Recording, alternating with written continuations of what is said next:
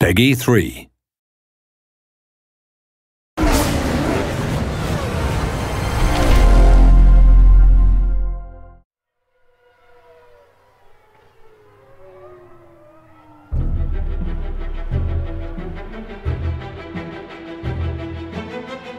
It's really the ultimate experience.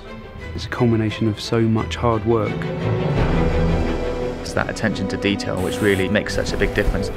The drama, the tactics, the excitement, the strategy, we really have got to the heart of the sport.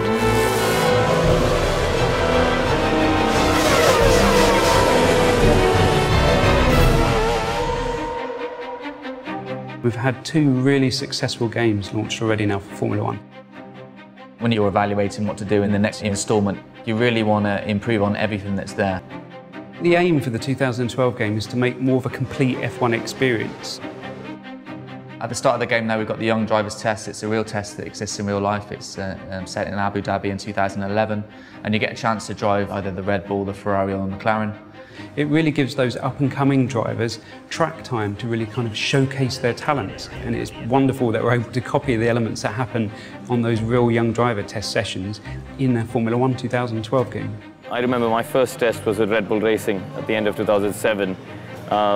And you know, even 3 years later, the people who ran me at the test still remember the job that you did, you know, so the first impression really is important. People still talk about the first time Lewis tested at Silverstone for McLaren, and you know, so it is a hugely important day for a racing driver. I think Codemasters have done a super job giving regular people a proper insight into what a Grand Prix car is like. The hot lap videos, you see these kind of things on TV all the time, and we're using Anthony Davidson, an ex-Formula 1 driver. And he's really just directing you on what makes a good lap. So he'll be pointing out the braking points, the things you should be watching out for. If it's a double apex, the sort of line you should be taking. This is kind of just giving you that fundamental information that you need in order to get to a new circuit, understand it very quickly and enjoy the most from it.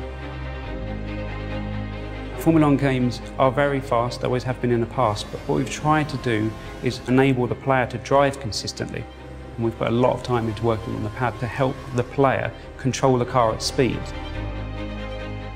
We're not all Fernando Alonso's of this world, we make mistakes. So rather than just hitting the pause menu and restarting the race, you've got the ability to be able to rewind time and just get to a point before the incident and just try it again. Certainly for the novices, in terms of learning racing lines and avoiding incidents, they're a really useful tool. The thing that differentiates Formula 1 from all other motorsports is the strategy element. Being able to make the right call at the right time.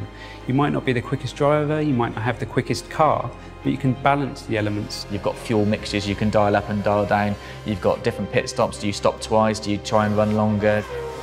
It's a thinking man's racing game.